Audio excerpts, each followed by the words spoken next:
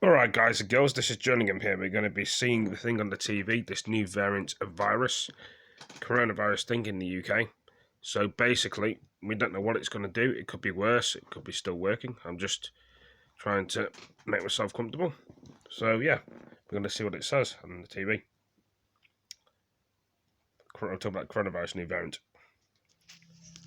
It's here in Porton Down. Government scientists are urgently investigating the threat of the new variant of coronavirus rampant across the southeast of the country. In newly released minutes from the government's own virus threat group NerveTag, scientists warn this new variant could ramp up the reproduction rate of the virus by up to 0.93. That could be devastating.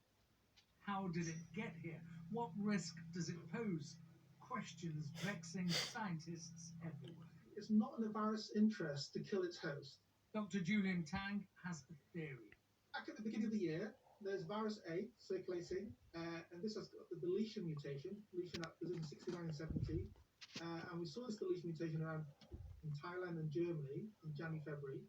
And then later on, we got virus B circulating, but there's no virus with both of these mutations combined, right, until later on.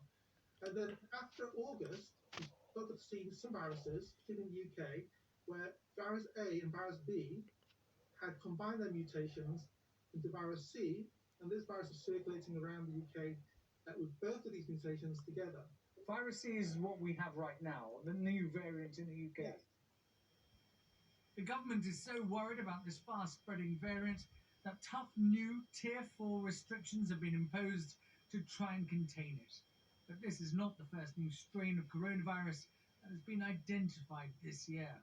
In other parts of the world, similar strains have been detected in Denmark, Australia, and there are other variants that look very similar to this that have been detected in South Africa, in the Netherlands, and other countries. We're not yet confirmed that these are the exact same as this variant, because this variant has a very clear genetic makeup that we can follow. So how much do we know about this variant? The existence of the new variant, VUI 202012/01, was revealed last week. It contains 23 different genetic changes. In December, it accounted for 62% of all new infections in London and is now becoming the dominant variant in the UK. Thousands of mutations of COVID-19 have been observed since the disease first emerged.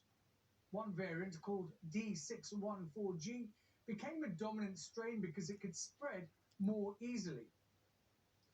A strain that originated in Spanish farm workers spread rapidly through Europe over the summer.